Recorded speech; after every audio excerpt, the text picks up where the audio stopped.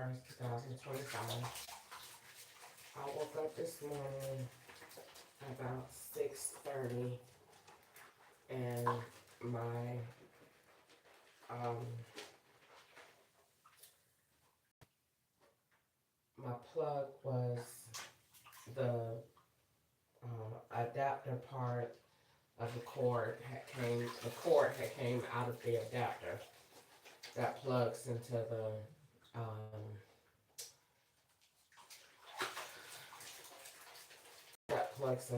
um, drop cord. So then I went and plugged it back in about 6:30. Plugged it back in, reset my Facebook Live, and then went back to sleep. Woke up about 10:30, and it was the other cord from my tablet out, but they took um, the entire plug out.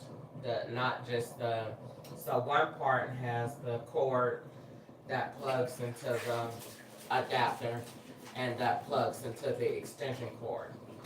No, this time they took the entire cord out of the extension cord, including the adapter. Everything was just taken out and unplugged completely too far away from where I was laying. So it had to be a person to do that. So I looked at it, um, plugged the cord back into the tablet, and when I plugged the cord back into the tablet, it would not accept the charge. So that means that the device had been changed.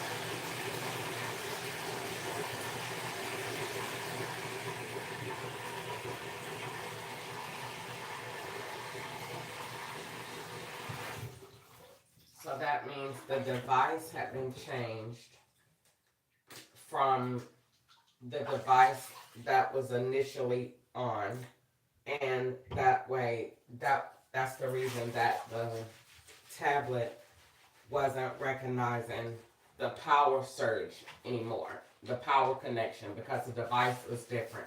So it was calling for a different connection and power.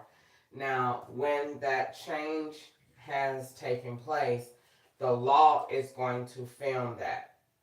They're going to take a picture and a video of that. That's going to become evidence because they're going to take pictures of what device was plugged at that time that they were swapped out with their devices. So let's say that when they came in and they brought an iPhone 16 here, or iPhone, whatever phone Gwanda got, and then whatever phone Easter got, and then whatever phone Ketchup got, and then whatever phone is at my job. Those phones come here. So when they come here, when they came in last night, what they'll do is take pictures with those devices plugged in those same places. So that's why, like, this is off the subject a little bit, but that's why when I left Dee's house on July the 8th, I believe, the 7th, 8th, or the 9th, that's why they told him to keep my charging box. Charging boxes are evidence because the law's charging boxes aren't really charging boxes. They are special charging boxes that have special features that the law use that look like they're charging boxes, but they're not. They're actually more than that. They're federal grade pieces of evidence. Pieces of equipment that they use that look just like charging boxes, but it's something else. So when they put those in or use those or leave those out, they could be anything from cameras to recording devices to um, Bluetooth connection pieces that allow them access to their devices and phones to charge. And that's kind of how I came up with the real definition of Bluetooth charging or wireless charging, that it should be completely away from the contact surface so that you can truly, like example, I have my phone in here, but if the adapter piece to connect to it is in the other room, as long as it's within a certain range, I can charge. And you can turn it on and off so that you can charge wherever you are within a certain feet, because the law has power to my phone wherever it is as long as I'm within a certain range. And that range is a lot higher than your typical Bluetooth range that we have on. For example, if I turn on my Bluetooth headset, um, that is probably going to be in a range from here to the kitchen. But with the law, their ranges are about anywhere from 250 yards, or is it feet? Theirs is a little bit more advanced. So they have a little bit more um, um, a little bit more footage because of who they are. And so that makes them have the ability to be a lot further away from you and still be able to tap in. Now, it doesn't mean that if they're further away, they can't tap into the device. That's not what that means. That just means to use a certain type of equipment if they're going to be on Bluetooth and use your Bluetooth headset that they have. Because they use mine when I go to work, it automatically it starts cutting on my Bluetooth and I don't have it on. So, and then when I come from work, my car says go to Bluetooth and it automatically goes to that. But again, I don't have it on. So it just depends on the way that they are connecting. Um,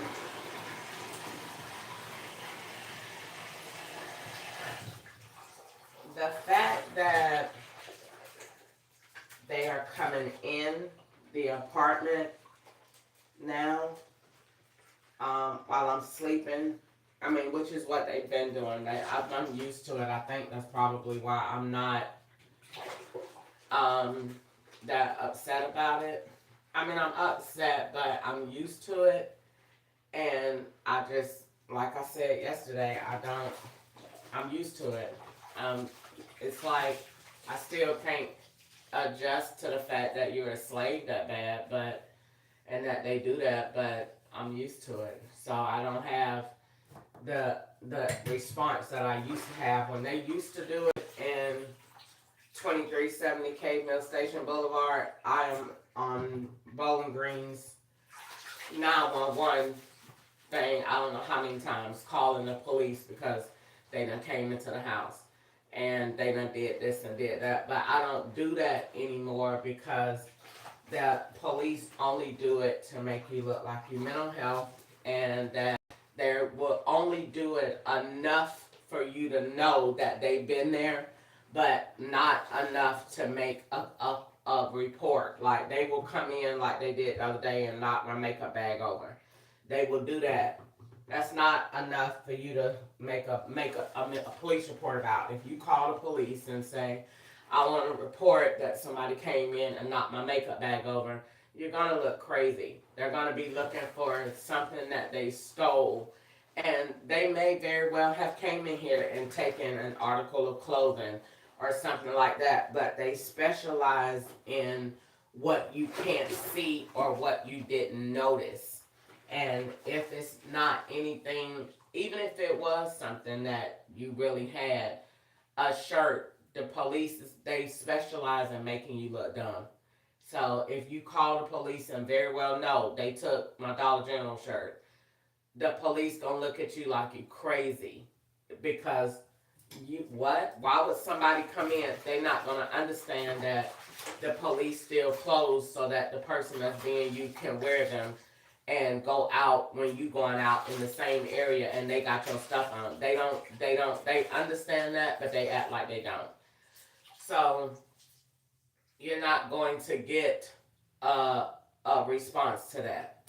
And I used to do that all the time. So when I woke up this morning and seen it, it took me a few minutes to go back to sleep, but I just had told myself, you already know what they gonna do. You can get a Jimmy from Walmart from the door if you want to. That covers your front door, but you still got your fireplace open that they could use a drone, depending on what they're going to do. If they're coming down there with a phone and they need that phone to be a certain place, they will come down the fire escape with a. They can. They will do whatever they need to do to get the evidence that they need to get. That's what I want to say. Including using drones, including in California, they used a ladder and came every night so that they don't have any cameras that say that they came in. So they use the fire escape, and I'm not fire escape. They used the window and came in on the second floor and used the ladder. And that's that. I haven't checked over here to see if the window's open or not. Um, I haven't checked because I just thought that would be extremely too weird if they didn't open because none of the windows opened at the other one. So, and nobody, by the way, is in that apartment yet, which I also think is weird. Um, and that both of these apartments are sharing the same set of keys, which is also weird. So, anyway, so that's how it'll be if you call law enforcement and say somebody coming in. First, they're gonna say how they getting access, and then when you say how they got a key, and go through all that, you're just gonna start more problems for yourself. So it's just to be quiet and let them in. Now, if they're coming in, the good solution to them coming in is that if they're coming in, that means they're still making false evidence, and that means that they still plan to arrest you or arrest me. So that's not bad. Um, because if they were planning to kill you off, they wouldn't need to come in. I mean, they could still use it, but if they're planning to kill you off, then they don't really need to keep coming in at night. But they come in and turn off the videos, so it doesn't show where you are. So it still could be that because I get threatened with death every day that I leave the house, every single day, not one day. I don't.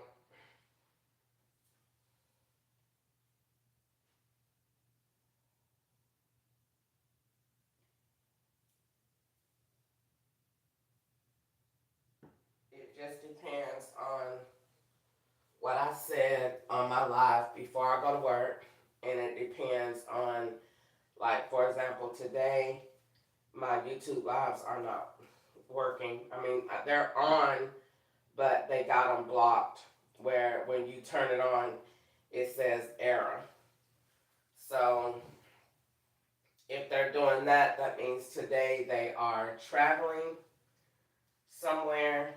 I didn't get that many calls, and I didn't get any texts from Gwanda or Nico. but I had Nico blocked before I went to bed. So I'm sure the law told him, or he can see because his device is also mine.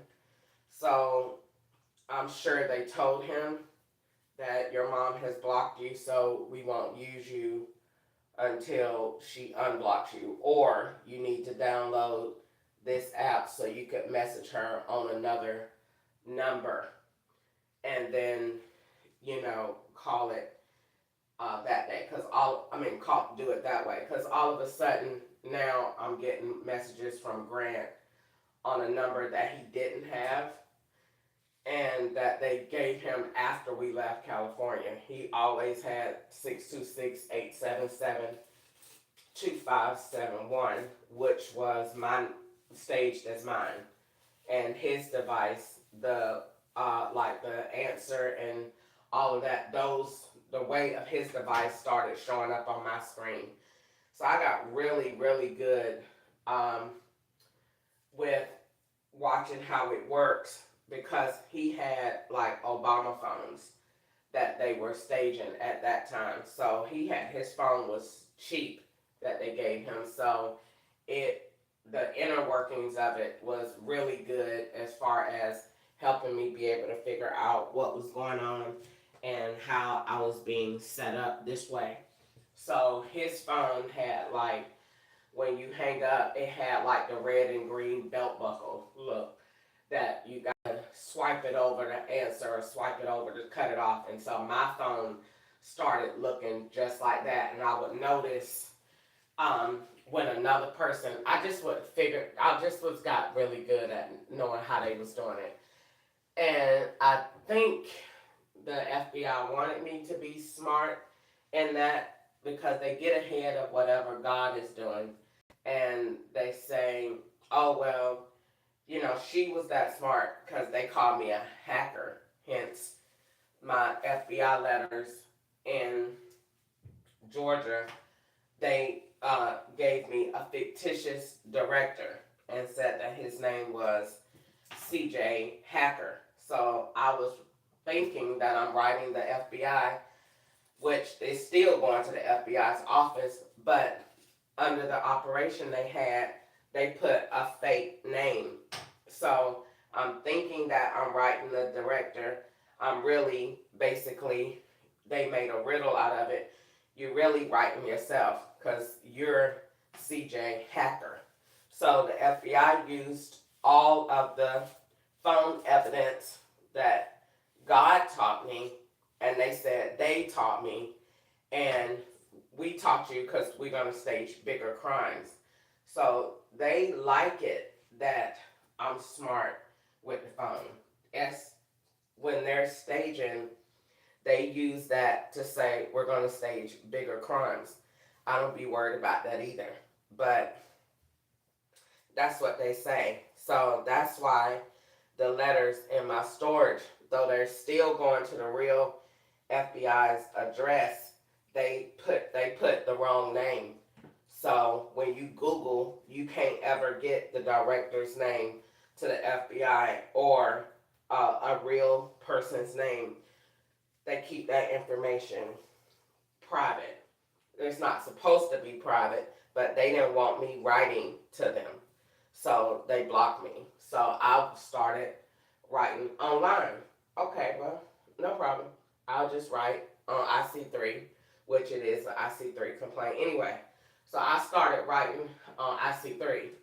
When I started writing on IC3, every time you write them, they're going to do something. Something they're going to get you back some kind of way. So I don't write them as much. I am due to write them as we speak.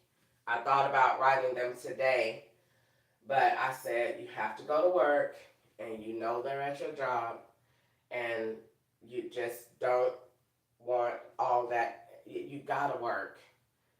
And so it's best to just keep it quiet at your job because you gotta work and you know they will aggravate you so that you could quit your job at Dollar General because they don't want you working anyway. They want you to move around to other jobs so that they could keep the operation going.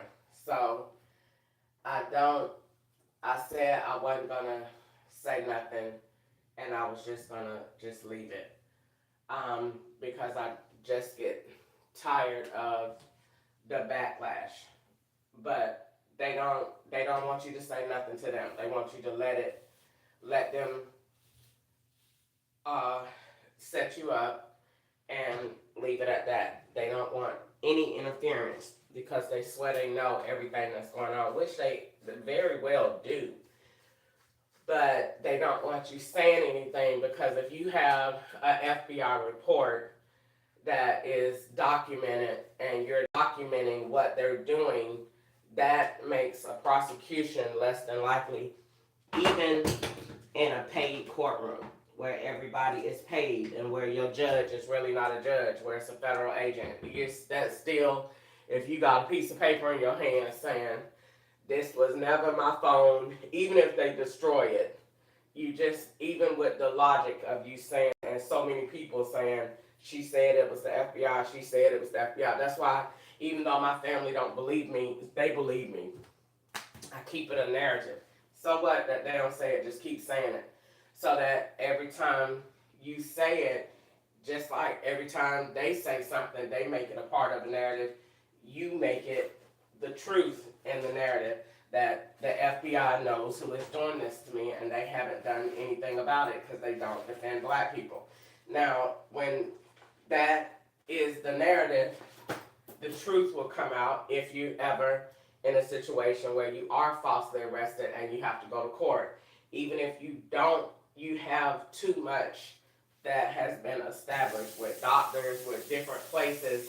It's just too many records to say this girl was having these many complaints in this many areas. So I just write and don't worry about it. And besides, I just let God deal with that. Because when you coming into somebody's house while they sleep to do something like that, it's the that's just too far.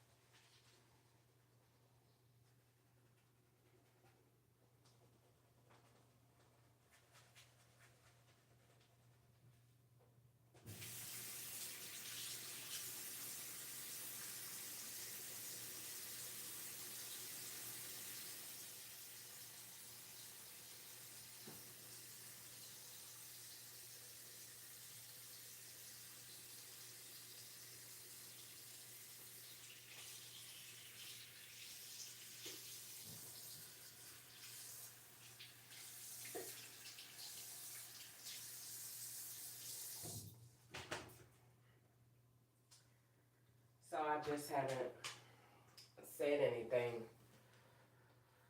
Uh, but it's been like little things when I leave. I have to pay attention to where you like being real attention to detail. Like where you left your pair of socks at. They do little stuff to see if you can remember what you did or what your house looked like before you left to see if you can notice what they did. They're like tests. So today when I leave, if you left, so let's say you leave the bubble bath on the edge of the tub. Did you turn it around and put it on the edge of the tub? Or did you just put it on the edge of the tub with the words facing out? How did you do it? And they will personally come in. If you put your soap on the left side of the tub, they'll come in and put it on the right. And so when you come in, you like, how in the world did this get on, you know, the other side of the tub? They did it. So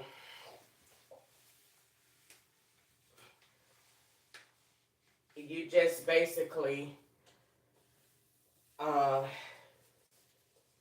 living in a den that they created to do whatever they're gonna do, and with everybody being in key positions, what's the chances?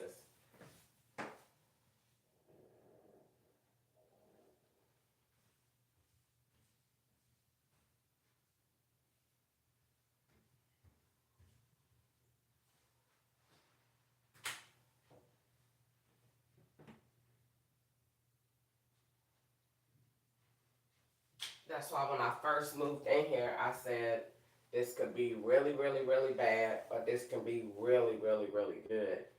Either you are surrounded by them so that all these people are protecting you, or watching to see what's going on, or you're surrounded like this so they got you in a hub to do whatever they want to do with you while you're here. But I don't say anything because I just feel like just everybody know at this point. It ain't nothing that I could possibly say that all the agents don't know. It's just about they want you to be quiet, and not to be quiet like I always say, not to be quiet because if you be quiet we gonna stop. It's to be quiet because we don't want to hear you while we're doing it. You don't have no say so. We don't care about you. You don't have no value. You know what I'm saying? So it ain't got nothing to do with racism in this particular place. It's just in general. It's the culture of the law. Black people don't have no say so, period. So they don't really care that you are going through this. That's why the FBI has consistently not said anything, because they don't care. It has absolutely nothing to do with with you know with what you call it. Um, it has nothing to do with um, uh, the city and the state necessarily. It's the culture of the law. Some are worse. Yes, some are worse than others. Um, for example, you would think California would be worse because they didn't have no black police officers. I seen one, and I'm quite sure that was the law. And so, at the end of the day,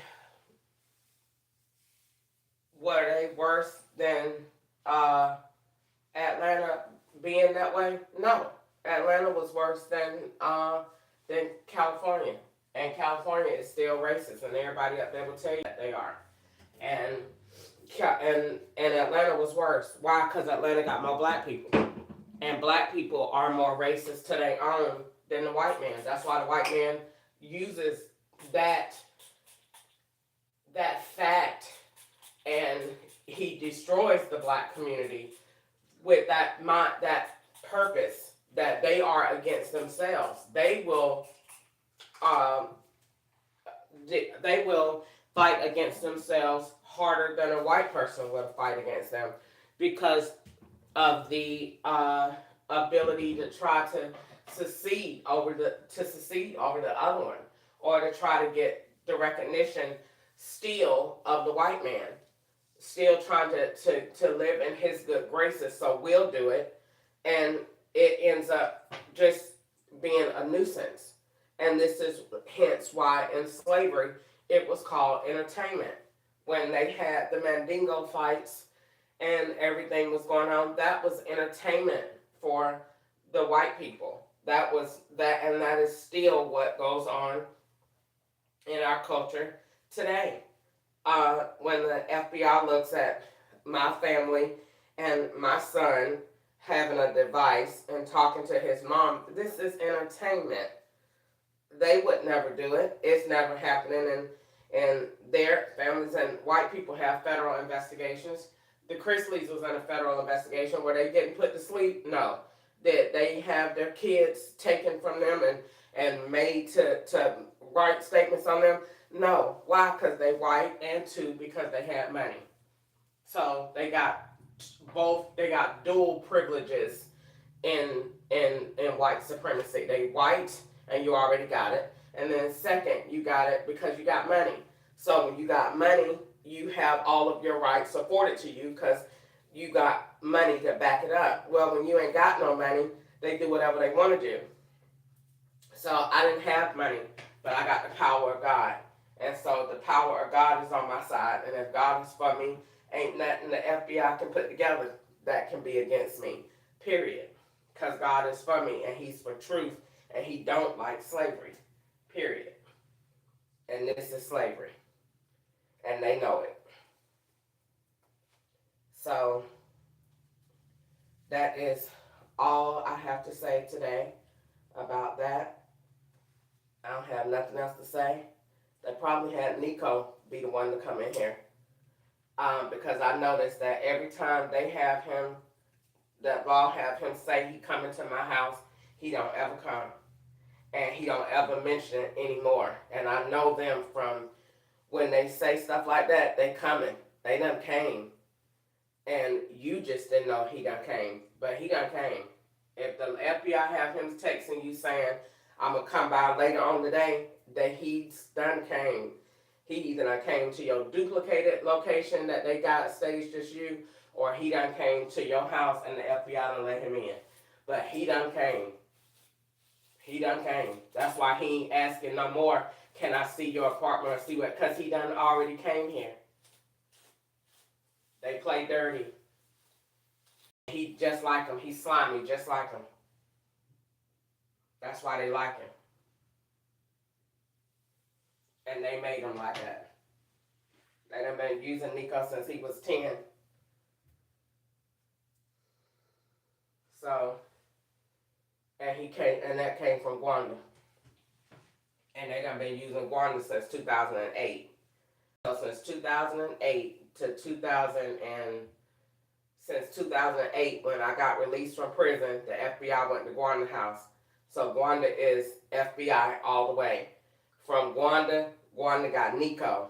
They didn't want me to have neither one of my children because they didn't want no witnesses.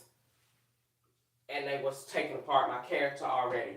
So Gwanda told Nico, Gwanda told him verbal conversation, run away every time and I'm going to pick you up. Just keep running away. Just keep running. And that's what he did. And that was all FBI orchestrated through Gwanda. And Gwanda is still telling him what to do now. That's why he said yesterday, I see you on live. You don't see me on live. You still making FBI conversations. Because if you see me on live, why I ain't got no view? Why don't I see you? I don't see, when I'm on live on any platform, I don't see nobody because my devices are swapped. You see me because your device is swapping with me to be on live. That's why you see me, because you're using my device. And the FBI got him doing that. Check out the bleach stains that the girl had on her when we first met on July the 20, what was it, Nico's birthday? Up here, July the 24th. Check out the bleach stains that she had on her. D had bleach stains on him, and look at the wall in here in the bathroom. Good night.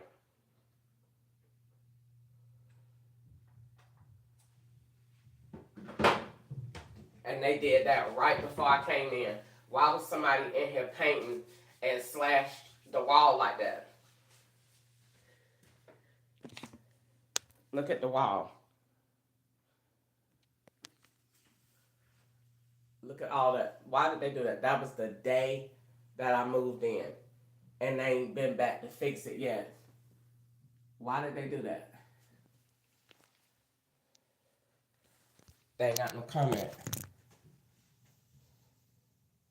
No comment. Because they staging. That's why they did it.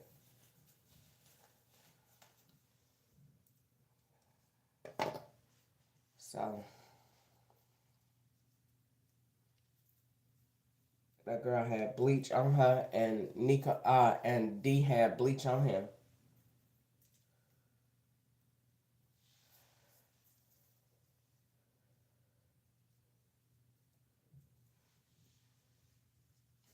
Sick of them.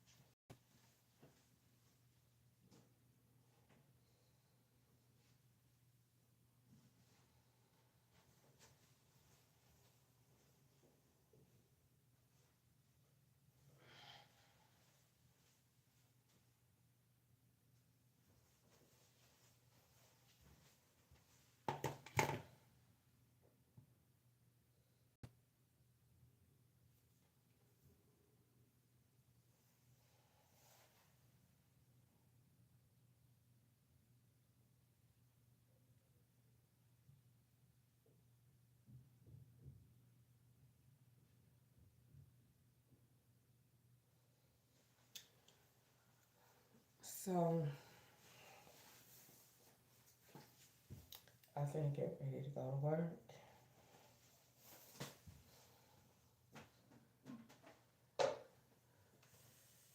I wasn't gonna go today because it's not mandatory, but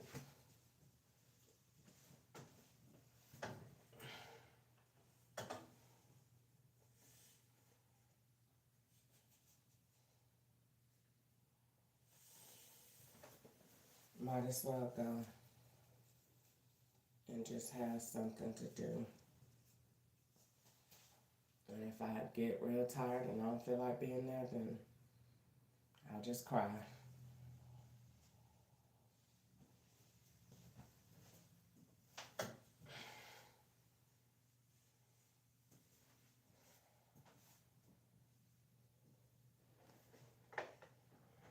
I tell myself that all the time. You can always, at the end of the day, cry.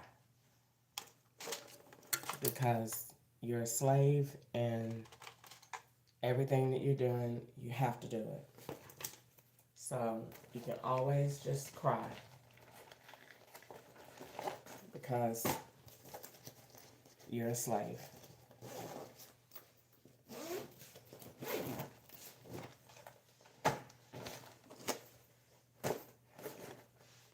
So let me get myself ready to work.